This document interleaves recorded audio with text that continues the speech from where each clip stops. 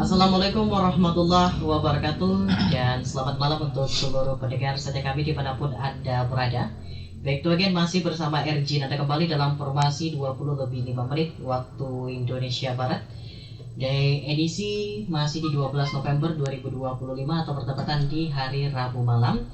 Seperti biasa, rutinitas kita melakukan talk show bersama dosen UIN Syahada Kota Padang Sidimpuan hingga 1 jam ke depan mendekati formasi 21 waktu Indonesia Barat.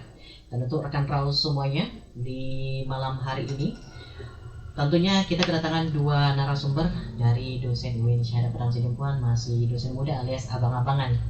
Dan untuk rekan Raus semuanya yang masih ingin berpartisipasi dan juga memberikan komentar atau tanggapan, silakan hubungi di kontak person 0822 99996105. Dan juga untuk Anda jangan lupa download aplikasi kami di App Store dan juga Play Store Rau Padang Sidimpuan. Dan untuk Anda yang ingin melihat live langsung bisa melalui Facebook kami di Rau Padang Sidimpuan serta di website kami www.rafam.com. Dan rekan Rau, dalam beberapa bulan terakhir isu redenominasi rupiah kembali mencuat di berbagai pemberitaan nasional. Seperti yang kita tahu, Bank Indonesia alias BI kembali melakukan kajian mendalam mengenai rencana penyederhanaan nominal rupiah yang sudah sempat diwacanakan sejak tahun 2010. Dalam keterangan pers awal Oktober 2025 lalu, pihak Bank Indonesia menyebut bahwa redenominasi ini bertujuan untuk menyederhanakan sistem transaksi dan pembukuan, bukan pemotongan nilai uang. Artinya kalau hari ini harga kopi semisal Rp10.000, setelah redenominasi mungkin akan tertulis Rp10 saja, tapi nilainya tetap sama. Namun di tengah masyarakat, isu ini menimbulkan pro dan kontra. Sebagian milenial redenominasi bisa meningkatkan efisiensi ekonomi dan citra rupiah di mata dunia, sementara yang lain khawatir akan menimbulkan kebingungan baru, bahkan potensi kenaikan harga atau spekulasi pasar. Nah, malam ini kita akan membahas secara jernih dan juga mendalam dengan tema kita redenominasi rupiah, efisien dan sekedar ganti kulit. Bersama narasumber kita ada Bapak M. Pojen, Magister Ekonomi Islam, dan juga didampingi oleh Bang Jainal Abidin Harap, Magister Ekonomi, yang siap berbagi untuk kita 1 jam ke depan. Dan kita akan bahas dari sisi ekonomi nasional, kebijakan moneter, dan tentu saja bagaimana pandangan Islam terhadap perubahan nilai dan simbol mata uang. Dan sebelum itu kita sapa dulu untuk kedua narasumber kita di malam hari ini. Assalamualaikum dan selamat malam untuk Bang Pojen dan juga Bang Jainal, apa kabar? Waalaikumsalam, sehat Bang Nanda. Alhamdulillah. Alhamdulillah. Masih berjumpa lagi di siaran One of Everton, dan tentunya ya. Pertama mungkin kita ke Bang Pojen dulu. Bang Pojen, kalau kita berbicara masalah redenominasi ini memang masih kosakata yang masih cukup baru, apalagi untuk orang awam dan juga yang belum mengikuti berita secara terkini seperti itu. Mungkin dari Bang Pojen bisa dijelaskan mungkin secara sederhana dahulu kepada seluruh pendengar kami apa sebenarnya yang dimaksud dengan redenominasi rupiah ini agar talkshow kita ini berjalan lebih rinci ke depannya. Silakan Bang Pojen. Ya, oke. Terima kasih Bang Nanda. Jadi mungkin beberapa minggu ini ya sempat kembali lagi mencuat semenjak disampaikan oleh Pak Purbaya ya, menyatakan bahwa merencanakan redenominasi, yaitu nanti mulai efektifnya di tahun depan gitu ya, tapi kan berproses ya. Kalau dari segi pengertian, sebenarnya proses penyederhanaan saja nominal mata uang kita tanpa mengurangi mengubah nilai real daya beli masyarakat itu sendiri. Jadi intinya mata uang itu dikurangi nolnya ya. Kalau dari yang berita-berita yang berkembang dari Rp1.000 menjadi Rp1 gitu. Tapi yang sebenarnya udah lama ini ya, dari tahun 2010 tadi Bang Nanda bilangnya, udah lama sampai dengan sekarang. Tapi realisasinya mungkin dalam beberapa tahun yang akan datang. Jadi dari Rp1.000 menjadi Rp1. Jadi nanti ada 2 mata uang gitu, satu Rp1.000 yang kita pegang selama ini, satu lagi Rp1, tapi dengan bentuk dan warna yang sama rencananya gitu di media saya baca kan. Tapi nanti pelan kelamaan yang Rp1.000 tadi yang 03 belakang itu ditarik dari peredaran, jadi sisa tinggal yang nolnya yang sudah berkurang 3 di belakang itu tadi. Gitu sih rencana di media saya baca. Oke, baik. Untuk Bang Pojen menanggapi mengenai redenominasi, singkatnya mungkin bukan pengurangan value tapi hanya Iya. perubahan angka saja. Angka ya, Bang saja, Fauzan? Oke. iya. Baik, coba kita beralih ke Bang Jainal. Sebenarnya menanggapi yang disampaikan oleh Bang Fauzan tadi, apa sih sebenarnya tujuan dari pemerintah melakukan redenominasi rupiah ini? Apalagi sudah menjadi wacana sejak tahun 2010 kemarin, sudah cukup lama sekali. Silakan Bang Jainal tanggapannya. Ya. Tentunya pasti banyak masyarakat yang bertanya-tanya ya, apa sih urgensinya, kenapa harus dilakukan redominasi gitu? Apakah penting seperti itu kan? Apalagi redominasi ini tentu akan menimbulkan nanti beberapa pro dan kontra ya. Dimana diantaranya itu ada masyarakat yang bingung, terutama di masyarakat yang berada di daerah pinggiran kota seperti itu. Pasti mereka ketika melakukan transaksi pasti akan mengalami kebingungan seperti itu.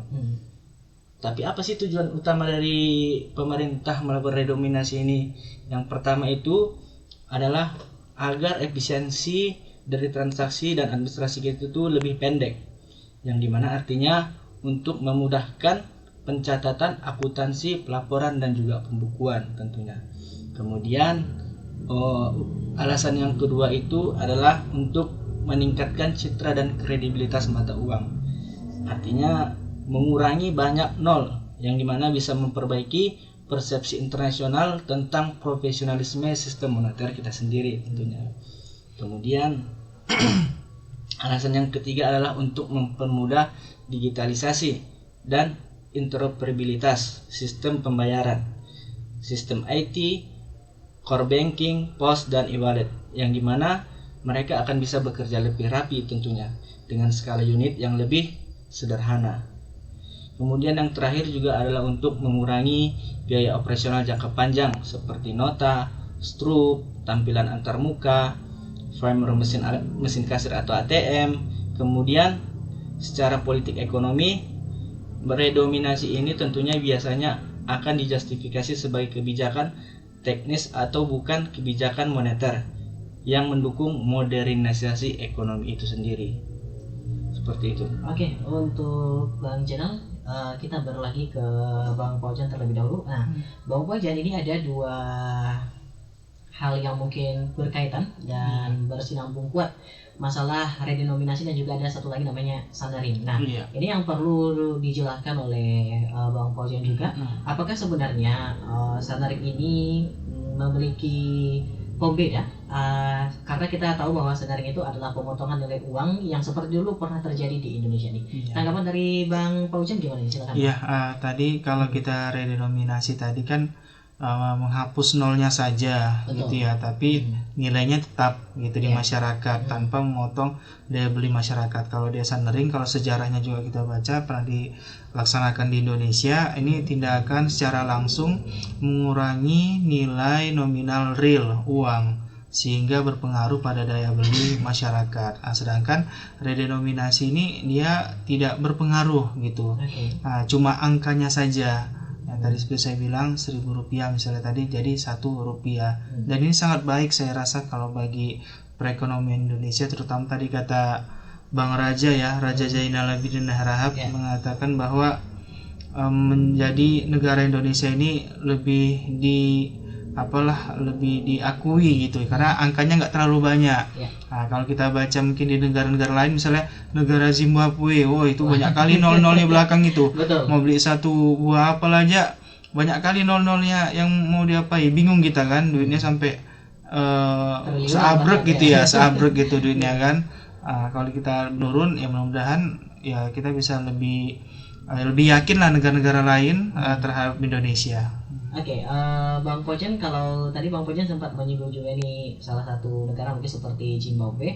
Nah, gimana kalau pandangan dari Bang Fauzan sendiri, sebenarnya apa risiko yang bisa timbul jika kebijakan ini mungkin diterapkan tanpa edukasi publik yang mendalam dan juga memadai, seperti yang disinggung Bang Jainal tadi, juga daerah-daerah 3T mungkin atau mungkin daerah pedalaman yang belum tersorot mengenai hal ini. Bagaimana? Singkat saja Bang Fauzan. Ya, saya rasa kalau dengan perkembangan teknologi yang ada pada saat ini bisa, apalagi ini kan udah lama ya, kurang lebih udah 15 tahun. Pemerintah, Bank Indonesia, OJK dan lembaga-lembaga yang terkait lainnya ya harus lebih masif lagi lah untuk mengedukasi masyarakat ya mungkin mengedukasi secara langsung mungkin agak terbatas ya melalui teknologi. Oke. Nah, edukasi mungkin melalui media sosial kan banyak ya, melalui TikTok, Instagram, Facebook dan yang lainnya lah, YouTube dan yang lainnya, media sosial lainnya. Nah, jadi masyarakat jadi tahu dan mengerti ya, itulah terutama juga untuk perguruan tinggi juga sebagai garda terdepan juga bisa untuk memberikan edukasi ke masyarakat. Oke, baik untuk Bang Jenal. Nah, kita coba tanya ke mohon maaf, ke Bang Pojan ya. Kita coba tanya ke Bang Jenal berikutnya. Ini Bang Jenal sempat disinggung tadi juga sama Bang Pojan kalau bahwasannya ini berita yang sudah cukup lama sebenarnya, tapi isunya kemarin sempat terkubur dan sekarang di era Kementerian Pak Purbaya disinggung kembali untuk redenominasi. Yang menjadi pertanyaannya sebenarnya, kapan rencana redenominasi ini mulai akan digodok kembali oleh pemerintah hingga memang sampai disahkannya kembali nanti? Bagaimana nih Bang Jenal, silakan. Oke, jadi belum ada kepastian tentang penerapan dari redominasi ini dilaksanakan ya tentunya. Tetapi secara resmi pada tahun 2025 ketika Kementerian Keuangan sudah memasukkan penyusunan rancangan undang-undang ataupun RUU tentang perubahan harga rupiah ke dalam rencana strategis Kementerian Keuangan tahun 2025 tahun 2029. Jadi pemerintah dalam hal ini Kementerian Keuangan sudah dalam peraturannya PMK nomor 70 tahun 2025 sudah mencanangkan rencana tersebut dan akan menerbitkan penyusunan dan finalisasi rancangan undang-undang tersebut paling lambat pada tahun 2027 seperti itu. Baik, jika kita beranggapan paling lama di tahun 2027, Bang Jenal mungkin ada satu tanggapan lagi sebelum kita jeda singkat saja. Bang Jenal menganggap ini seperti apa? Apakah memang masyarakat dari elemen mungkin dari kalangan mulai dari yang muda seperti itu, dari orang tua atau mungkin dari pelajar yang mungkin ini akan menjadi pelajaran baru lagi, pencetakan buku baru lagi, knowledge baru lagi, gimana kesiapan dari masyarakat? Pandangan dari Bang Jenal aja, singkat saja Bang. Ya tentu saja yang paling saya utamakan itu adalah para pelaku UMKM ya. Dimana tentu nanti akan banyak kebingungan tentunya. Jadi mereka dari pemerintah juga harus banyak melakukan sosialisasi tentunya kepada para pelaku UMKM tentang redominasi ini itu apa seperti itu. Jangan nanti di kemudian hari banyak orang yang melakukan penipuan yang nanti 1 rupiah dianggap nilainya sekian gitu. Tapi si penjual tidak tahu kalau nilainya berapa seperti itu kan. Jadi harus banyak-banyak edukasi yang dilakukan oleh pemerintah, baik pun elemen-elemen masyarakat seperti itu. Baik untuk Bang Jenal. Nah, rekan Raul, untuk Anda yang masih ingin berpartisipasi dan juga ingin menyampaikan opini Anda, silakan hubungi di kontak person 082299996105 dan kita akan jeda dengan beberapa iklan terlebih dahulu. Tetap stay tune bersama kami hanya di One Up FM, Your Lifestyle. Ya, masih dari kawasan Jenderal Sudirman nomor 219 Kota Padang Sidimpuan, dan kita masih membahas dengan tema redenominasi rupiah, efisien atau sekedar ganti kulit bersama Bang Pojan dan juga didampingi oleh Bang Jenal Abidin Harhab. Nah, menanggapi dari segmen pertama tadi, kita coba tanyakan kembali kepada Bang Pojan. Sebenarnya Bang Pojan ini apakah sudah diterapkan berapa nol yang akan dihapus dari rupiah itu sendiri? Kalau kita lihat mungkin ada yang dari 100.000 rupiah yang nolnya ada 5. Apakah kemudian dihilangkan dari berapa nih? Dan juga dari angka-angka lainnya, gimana nih Bang Pojan tanggapannya? Silakan. Ya, baik Bang Nanda ya. Sampai dengan saat ini memang belum ada keputusan resmi ya berkaitan dengan masalah rasio penghapusan nol ini. Nah, tapi kalau kita lihat di banyak media mengatakan bahwa nolnya 3 yang dihapus gitu. Misalnya 1.000 rupiah jadi 1 rupiah, 10.000 rupiah jadi 10, dari 100.000 rupiah jadi 100 gitu. Penting 03 itu dihapus gitu. Jadi kalau terkait dengan masalah keputusan resminya, memang sampai dengan saat ini belum ada disampaikan oleh pemerintah gitu. Oke. Nah, kalau dari Bang Jenal gimana nih? Kalau kita coba melihat dari kacamata hukum, sebenarnya dasar hukum yang sedang disiapkan untuk redenominasi ini apa aja nih dari Bang Jenal sendiri selaku seorang dosen dan juga magister ekonomi untuk saat ini? Gimana Bang tanggapannya? Oke. Jadi sama kayak yang saya jelaskan tadi ya, bahwa pemerintah di sini dalam khususnya Kementerian Keuangan masih merencanakan rancangan undang-undang tentang perubahan harga rupiah atau redominasi tadi, yang dimana ini masih disusun atau tercantum pada PMK nomor 70 tahun 2025. Kemudian setelah draft ini selesai atau rancangan undang-undang ini selesai, yang selanjutnya dilakukan adalah melakukan konsultasi kepada publik. Kemudian harmonisasi dengan peraturan lain, misalnya seperti kebijakan moneter, fiskal, dan juga perbankan tentunya. Kemudian akan dilakukan pembahasan bersama DPR, dan jika disetujui oleh DPR, tentu rancangan undang-undang tadi ini akan disahkan menjadi undang-undang, yang dimana ini akan memberikan payung hukum untuk fase transisi redenominasi tadi. Kemudian baik itu perubahan kontrak dan ketentuan teknis selama proses ini juga dibutuhkan peraturan dan pelaksanaan dari pemerintah, baik itu peraturan BI dan lain-lainnya. Seperti itu. Baik, untuk Bang Jenal menyinggung masalah dari kebijakan DPR dan juga tentunya yang memegang kuat di sini ada dari Kemenkeu dan juga ada dari Bank Indonesia itu sendiri. Dari Bang Paujan gimana nih? Sebenarnya peran aktif atau mungkin peran terbesar dari Bank Indonesia dalam kebijakan ini apa aja nih Bang Paujan, agar nggak blunder dan juga memberikan edukasi yang salah untuk masyarakat Indonesia? Silakan. Ya, oke. Secara teknis dan operasional, kalau dari Bank Indonesia sendiri, yang pertama menyiapkan sistem pembayaran ya, agar kompatibel dengan redenominasi yang baru nanti kalau memang jadi gitu ya, dan terlaksana. Yang kedua, pengelolaan uang kartal ya, uang kita yang sehari-hari kita, uang cash kita, uang tunai kita gunakan, mulai dari desain, pencetakan, distribusi, dan mekanisme penarikan uang yang lama. Seperti saya katakan tadi, nanti uangnya sama, tapi ada satu yang Rp1.000, satu Rp1, tapi uang-uang yang lama itu berangsur-angsur akan ditarik oleh Bank Indonesia. Rencananya seperti itu.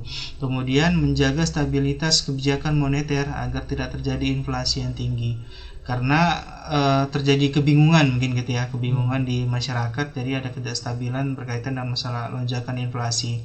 Kemudian terakhir ya, koordinasi lah antara Bank Indonesia, kemudian dengan perbankan, OJK, Otoritas Jasa Keuangan, fintech, dan pelaku sistem pembayaran untuk migrasi data gitu dan perangkat ya, seperti ATM, pos, e-wallet, dan yang lainnya.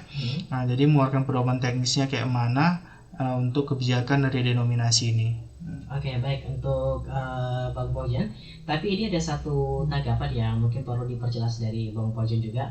Masalah uang lama setelah nanti disahkannya redenominasi paling lama di tahun 2027. Yang menjadi pertanyaan poin di sini adalah dikemanakan uang-uang lama ini, dan jika seandainya pun dilakukan penarikan oleh Bank Indonesia, bukankah ini membutuhkan waktu yang cukup lama juga untuk menarik seluruh uang yang telah beredar di Indonesia, dan juga sama juga untuk mengedarkan uang baru itu mungkin Bank Indonesia akan menjadi PR juga untuk menyalurkan semuanya se-Indonesia dari Sabang hingga Merauke agar semuanya stabil dan terbagi rata. Gimana nih Bang? Sebenarnya bisa kalau Bank Indonesia dengan perbankan ya, dengan perbankan. Jadi dari perbankan tadi uang-uang yang baru tadi disebarkan ke masyarakat, kemudian uang yang lama tadi misalnya ada yang nyetor, pihak perbankan disetor ke Bank Indonesia, atau Bank Indonesia sendiri buka kasir gitu ya, kasir untuk penukaran uang gitu. Kasir sama kayak seperti Lebaran gitu ya. Kalau Lebaran kan banyak uang baru itu kan. Selain dari Bank Indonesia juga turun tangan, kan mereka kerjasama juga dengan perbankan yang ada di seluruh Indonesia kan, untuk menyalurkan uang baru itu. Itu kan buktinya berhasil, bisa kan. Ya seperti itulah kurang lebih. Mungkin konsepnya nggak jauh dari itu ya, dari kurang lebih. Nah, kalau dari Bang Jenal sendiri, sebenarnya kalau kita berbicara masalah ekonomi, mungkin ekonomi Indonesia pada saat ini sudah dalam angka yang cukup stabil dan juga tidak terlalu down juga. Yang menjadi pertanyaannya, dari wacana tahun 2010 kemarin, kenapa redenominasi ini baru dilakukan setelah kondisi ekonomi dalam Indonesia ini mulai stabil nih Bang Jenal? Mungkin boleh disampaikan juga? Oke, tentu. Di sini kenapa sih redenominasi itu bisa dilakukan ketika ekonomi lagi stabil?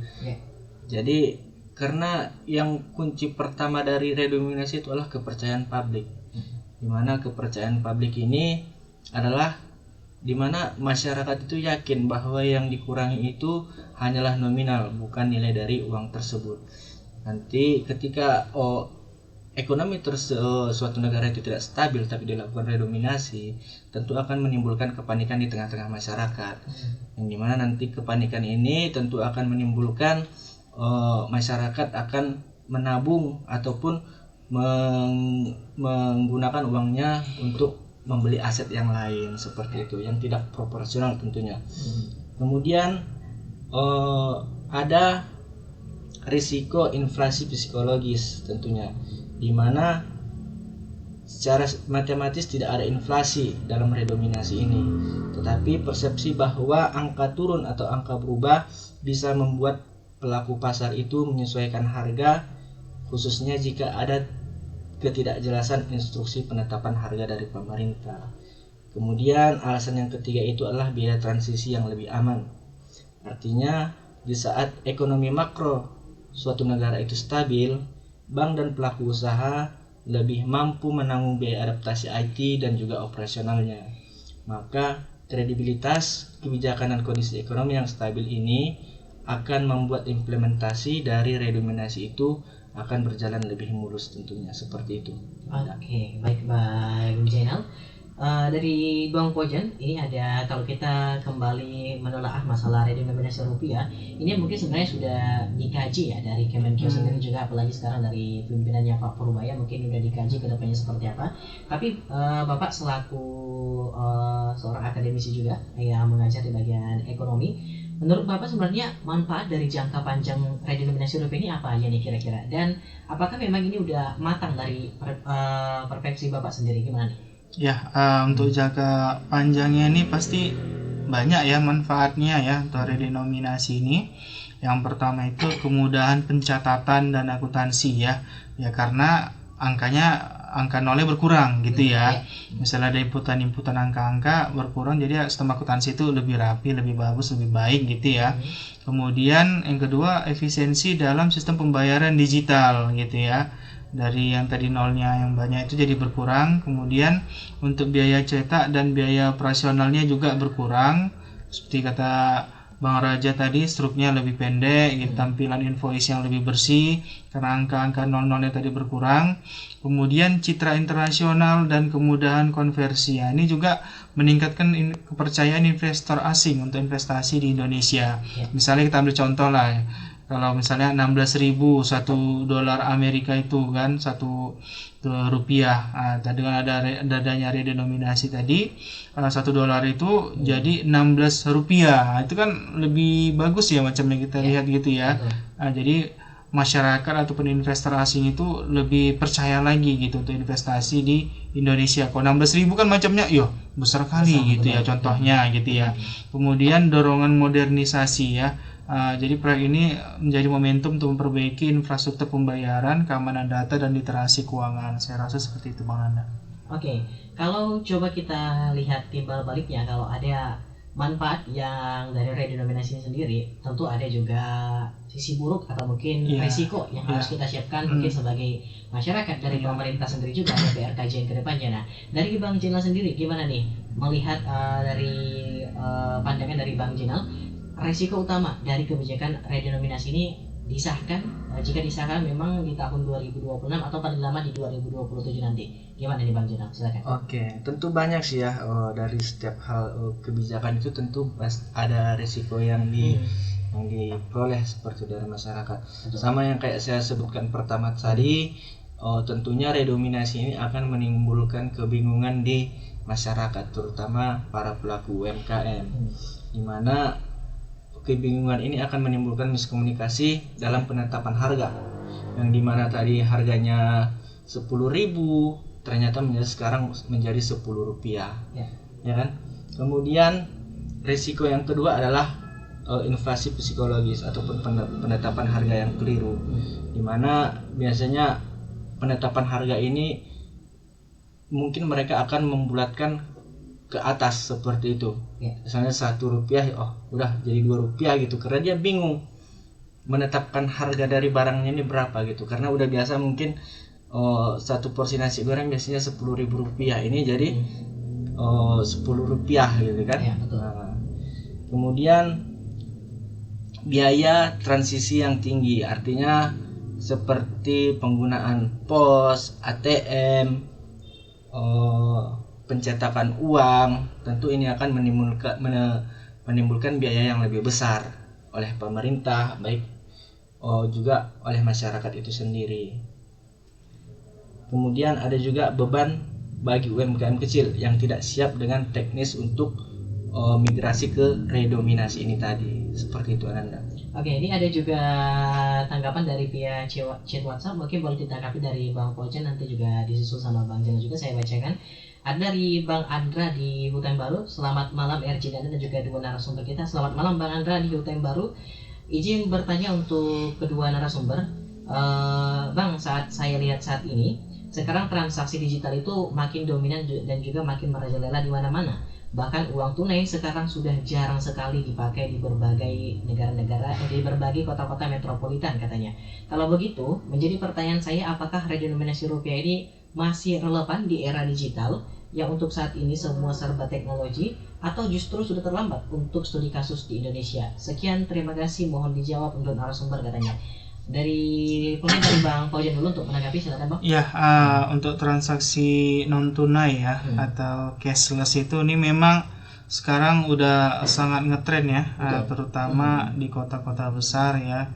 Nah, saya ambil contoh lah, misalnya kita di Padang Sidimpuan ini juga sudah mulai saya lihat kalau kita nongkrong di kafe-kafe ada pilihan. Mau bayarnya pakai cash boleh, mau non tunai atau cashless juga boleh. Apakah pakai kartu debit, kartu kredit, yang paling sering mungkin pakai kris ya. Nah, itu bisa. Apalagi kalau seperti di Kota Medan gitu. Di Kota Medan itu kalau di mal-mal itu bahkan mereka tidak menerima penerimaan bayar uang tunai gitu. Hanya menerimanya hanya non tunai gitu. Ini memang suatu fenomena yang baru dan saya bilang yang baik ya, bagus ya. Karena pun kalau memang terlalu banyak kita megang uang tunai, inflasi juga tinggi gitu ya. Tapi kalau dikaitkan dengan redenominasi rupiah ini, saya rasa bisa saja. Yang penting itu tadi perlu waktu, mungkin beberapa tahun. Makanya tadi seperti renstra-nya Kementerian Keuangan itu mereka buat 2025 sampai dengan 2029 gitu. Jadi ada waktu untuk migrasi untuk kegiatan redenominasi tadi. Jadi yang sudah berubah nanti digitalnya juga, itu saya rasa cuma masalah teknis saja, relevan, bisa aja, saya rasa seperti itu. Oke, baik, untuk Bang Andra di Hutan Baru, semoga menjawab dari Bang Fauzan, dan tentunya mungkin kita akan jeda lagi. Untuk rekan semua yang masih ingin berpartisipasi dan juga menyampaikan opini Anda, silakan menghubungi di kontak person 0822 9999 6105. Dan kita akan jeda dengan beberapa lagu. Stay tune terus hanya bersama kami di Warna Pravan, Your Lifestyle. Ya, masih bersama RJ Nanda kembali, dan kita masih membahas masalah redenominasi rupiah untuk ke depan. Tadi kita sudah ada satu tanggapan pertama dari via chat WhatsApp, tapi untuk narasumber ini masih ada yang lainnya juga yang bertanya dari via chat WhatsApp, tapi nanti kita akan bacakan setelah satu tanggapan ini terlebih dahulu. Masalah tentang apakah dampak dari redenominasi ini terhadap daya beli masyarakat, apakah ini akan menjadi efek bumerang juga? Apakah nilai ini akan mempengaruhi mungkin secara umum psikolog masyarakat Indonesia yang mungkin belum terlalu terbiasa masalah redenominasi dan juga kehilangannya angka nol yang begitu banyak sebelum dan sesudahnya? Gimana tanggapan dari Bang Fauzan terlebih? Ya, oke. Secara teoritis tidak ada ya untuk perubahan daya beli masyarakat itu terhadap harga real barang, dan juga tidak berubah karena redenominasi ini hanya mengalihkan saja gitu, mengalihkan dari titik yang 00 tadi gitu ya, yang 03 belakang tadi, jadi dihilangkan Rp100.000 jadi Rp1 gitu. Jadi saya rasa kalau secara teori nggak ada, tapi ini perlu dari pihak-pihak yang terkait, terutama pemerintah tadi, Kementerian Keuangan, Bank Indonesia, OJK, dan lembaga-lembaga yang terkait lainnya untuk terus mengedukasi masyarakat melalui semua media-media yang ada, biar masyarakat tadi tidak bingung dan paham gitu. Tapi saya rasa nanti pelan-pelan paham gitu ya, sesuai dengan berjalannya waktu nanti masyarakat secara keseluruhan paham dan mengerti. Jadi kalau secara teori tidak ada pengaruhnya terhadap daya beli masyarakat, hanya menggantikan angkanya saja gitu. Oke, baik. Ini ada juga satu tanggapan dari seorang mahasiswa, mungkin saya bacakan ya Bang Fauzan dan juga Bang Jenal. Boleh ditanggapi nanti dari Bang Jenal Daulat, dari Bang Fauzan terlebih dahulu, saya bacakan. Assalamualaikum Pak, katanya. Waalaikumsalam. Izin bertanya, jadi apabila kita berhutang uang dengan orang lain dan telah terjadi akad bahwasanya pembayaran harus juga dilakukan dengan contoh nilai yang dipinjam sebesar Rp300.000. Jika seandainya redenominasi ini telah disahkan, kita harus bersikap dengan hal ini semisal ini terjadi, apakah harus diperbarui akadnya atau bagaimana untuk kedua narasumber kita? Dari mahasiswa STITE Hashim Asyari Padang Sidimpuan, terima kasih dan selamat malam, katanya. Boleh ditanggapi dahulu dari siapa terlebih dahulu nih? Dari Bang Jenal? Mungkin sedikit tanggapan ya dari pertanyaan tadi.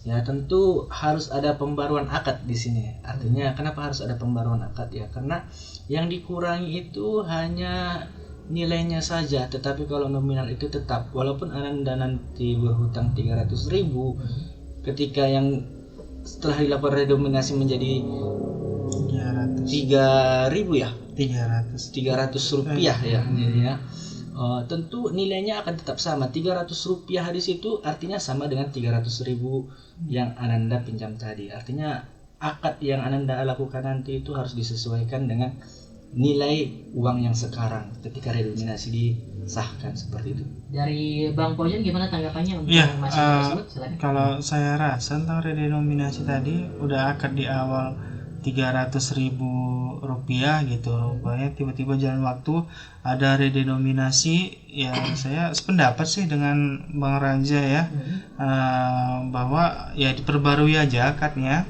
menjadi 300 rupiah gitu kan, karena berganti angkanya saja gitu ya kan. Tapi memang ini kan sebetulnya udah lama ya dicanangkan oleh pemerintah. Saya rasa kalau untuk endingnya pun nanti kalau paling lama misalnya di tahun 2028 atau 2028 atau 2029 ini pasti bisa bagus gitu ya. Tapi kalau terkait dengan tadi ya diperbarui lagi lah gitu sesuai dengan kondisi perekonomian pada saat itu. Oke, baik. Ini juga masih ada yang ingin bertanya dari via chat WhatsApp dengan nomor ujung 63 anonim tanpa nama. Katanya izin bertanya untuk narasumber dan juga Bro Nanda. Aduh asik, boleh nih. Katanya beberapa negara saat saya baca artikel seperti Turki contohnya, katanya sukses melakukan redenominasi. Tetapi sebaliknya di negara Venezuela gagal karena inflasi yang sangat tinggi, Nanda katanya. Menurut narasumber, apa yang bisa dipelajari Indonesia sebagai contoh dari dua hal ekstrim tersebut agar tidak salah langkah untuk kedepannya bagi Indonesia? Sukses terus katanya, semangat, siap untuk anonim 63 ya. Gimana tanggapannya nih dari Bang Fauzan? Iya, ini ya benar ya, kata temannya tadi bahwa di Turki berhasil ya, tahun 2005 itu kurang lebih ya, mata uangnya lira ya, mereka bukan 3 lagi 6 nolnya dihapus gitu kan. Kenapa? Karena inflasinya sangat tinggi pada saat itu kan, dan alhamdulillah mereka berhasil kan sekarang dari negara yang dulu mereka kalau kita lihat sejarahnya terbelakang, sekarang udah jadi negara yang maju, saya bilang. Turki itu dengan kebijakan. Tapi ada dua mata sisi, tapi kata Bang Raja tadi ada resikonya ya. Segala kebijakan pemerintah itu pasti ada plus minusnya. Kalau plusnya berhasil ya perekonomian stabil, kalau tidak berhasil ya seperti kata kawan tadi di negara Venezuela justru jadi nggak stabil negaranya karena inflasinya tinggi. Makanya kita ini kan udah jalan 10 tahun ini kan, makanya masih digantung terus kan, karena kan dikaji sampai dengan beberapa puluh tahun ini gitu kan. Saya rasa kalau nanti memang udah endingnya udah bagus, udah pas, dan perekonomian kita udah stabil, saya rasa bisa itu dilaksanakan. Dan ya kita saling udah kajian yang mendalam, pasti bisa berhasil. Ya kita ambil contoh yang yang positif aja lah, yang positif thinking seperti Turki gitu ya. Walaupun misalnya ada resikonya yang gagal, misalnya seperti Venezuela, ya ini pasti pemerintah lah dan pihak-pihak yang terkait bisa membuat formula yang pas biar meminimalisir hal-hal yang nggak diinginkan. Nah, itu saya rasa. Baik, dari Bang Pojen dan juga dengan saudara anonim 63 tanpa nama ini mungkin boleh terjawab ya tanggapan dari Bang Pojen nanti tadi ya. Selanjutnya kita coba membahas masalah UMKM juga. Ini yang sempat disinggung tadi sama Bang Jenal. Ini akan menjadi PR banget ya mungkin untuk UMKM Indonesia untuk saat ini ya Bang Jenal. Sebenarnya yang dipikirkan Bang Jenal hingga saat ini apa sih dampak terbesar atau mungkin skenario terburuk ya redenominasi terhadap UMKM dan juga bisnis kecil di Indonesia untuk saat ini Bang Jenal? Ya tentunya risiko ini juga berpengaruh kepada UMKM ya. Dimana salah satunya itu adalah biaya untuk penyesuaian redenominasi ini. Tentu misalnya kita punya minimarket atau punya toko, tentu kita harus mengubah label harga. Betul. Ya, label harga, kemudian mungkin memberikan pelatihan kepada staf, mengubah sistem kasir seperti itu. Tentu ada biaya yang dikeluarkan seperti itu. Kemudian risiko kesalahan pencatatan. Ya sama kayak tadi. Mungkin kalau misalnya yang punya toko grosir itu udah biasa ya. Nekan kalkulator itu nolnya sampai 3 tak gitu ya. Iya, betul. Rupanya sekarang setelah redominasi nolnya udah berkurang seperti itu. Artinya nanti akan berisiko menimbulkan kerugian, ya kan? Kemudian dampak yang selanjutnya adalah kesempatan efisiensi jangka panjang. Artinya di sini ada penyesuaian baik itu terhadap pembukuan, pelaporan keuangan yang lebih ringkas dan mudah untuk dianalisis seperti itu. Oke, baik itu Bang Janul. Mungkin satu tanggapan lagi dari Bang Paujan sebelum kita jeda lagi, nanti sebelum kita masuk ke closing statement dan juga akhir dari talk show kita ini. Nah, Bang Paujan berbicara masalah redenominasi ini sebenarnya ada dong step yang harus terlaksana, mungkin langkah yang disiapkan oleh dari pemerintah itu sendiri, dari pemangku kebijakan yang wewenang untuk melakukan redenominasi tersebut di Indonesia. Nah, seperti apa nih tahapan pelaksanaan redenominasi yang akan dilakukan sejauh hingga saat ini di per bulan November? Ya, untuk step by stepnya sih yang pertama studi kelayakan dan desain kebijakan ya, baik dari sisi ekonomi, hukum, teknis, dan melakukan konsultasi publik. Saya rasa ini udah panjang ya, udah berapa puluh tahun ini udah dikaji. Kemudian yang kedua persiapan regulasi dan infrastruktur ya. Nah, ini peraturan perencanaan undang-undang, peraturan pelaksana dan yang lain-lainnya ini juga harus dipersiapkan. Kemudian yang ketiga ini yang paling penting sosialisasi besar-besaran gitu. Kampanye edukasi untuk masyarakat, pelaku usaha dan lembaga keuangan. Sosialisasinya tidak hanya secara offline, yang paling efektif saya rasa juga sekarang secara online gitu. Dengan menggunakan secara online ini mau dimanapun kapanpun orang bisa melihatnya gitu ya, bisa melihatnya jadi orang tahu oh ini maksudnya gitu ya. Kemudian selanjutnya ada masa transisi ya antara uang lama dengan sistem baru yang bersamaan untuk periode tertentu agar adaptasi berjalan dengan lancar. Kemudian terakhir penarikan uang yang lama dan finalisasi ya, ini masa di mana uang lama ditarik dari peredaran dan semua beroperasi penuh dengan sistem redenominasi yang baru. Saya rasa segitu step by stepnya. Oh baik, untuk Bang Pojan ya, kita kan tahu karena memang formasi hampir mendekati 21 waktu Indonesia Barat, kita akan jeda dengan satu lagu lagi. Sebelum itu nanti kita akan coba tanyakan lagi beberapa hal sebelum closing statement disampaikan oleh kedua narasumber kita untuk edisi talk show kali ini. Tetap stay bersama kami hanya di Warna FM ya, redenominasi untuk Indonesia ke depannya. Ini berbarengan satu tanggapan yang sama masih ada dari via WhatsApp. Ini kali ini ada dari Bang Adit di Sitamiang. Sekaligus mungkin dijawab dari Bang Paujan juga terlebih dahulu. Katanya banyak orang tua Anda dan juga kedua narasumber kita atau mungkin pedagang kecil di pasar, contoh di Padang Sidimpuan ini di Sanggup Palembonang dan sekitarnya yang belum memahami istilah redenominasi walaupun ini menjadi wacana pemerintah sejak tahun 2010 lalu. kalau sosialisasinya mampet katanya, bukankah ini bisa menjadi celah penipuan atau manipulasi harga oleh pihak-pihak tertentu? Bagaimana nih untuk Bang Fauzan nih khususnya katanya selaku magister ekonomi yang paham di bidangnya. Mohon tanggapannya Bang. Terima kasih. Sama-sama. Gimana tanggapannya dari Bang Fauzan ini? Iya, ini memang ya seperti saya katakan tadi, resiko ya.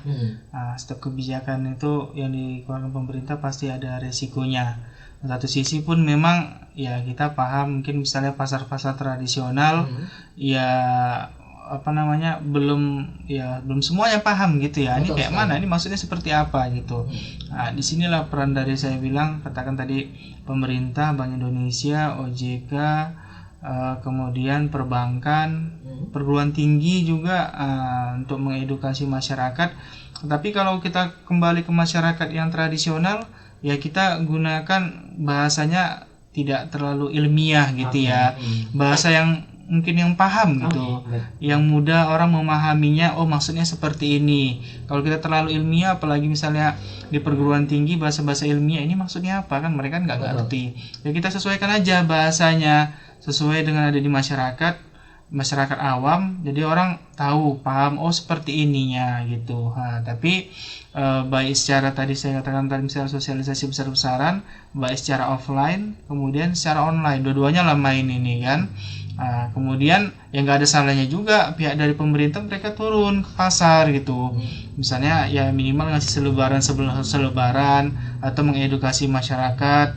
Jadi orang tahu ini maksudnya ya seperti itu. Itu saya rasa. Baik, untuk Bang Fauzan. Untuk Bang Adit di Setamiang mungkin dipahami tentunya ya, ini menjadi ekstra juga untuk pemerintah mengedukasi mau masyarakat yang masih cukup konvensional dan juga mungkin secara digital juga. Dua-duanya harus balance kalau kata dari Bang Fauzan. Nah, menanggapi itu dari Bang Jenel ini boleh tanggapi juga. Tadi sempat disinggung juga satu pertanyaan dari pendengar kita, masalah negara-negara yang sukses melakukan redominasi seperti Turki tadi. Ada, kalau kata Bang Fauzan tadi sempat hilang 6-0-nya kalau nggak salah. Iya, ya. 6 Lebih banyak dari Indonesia lira.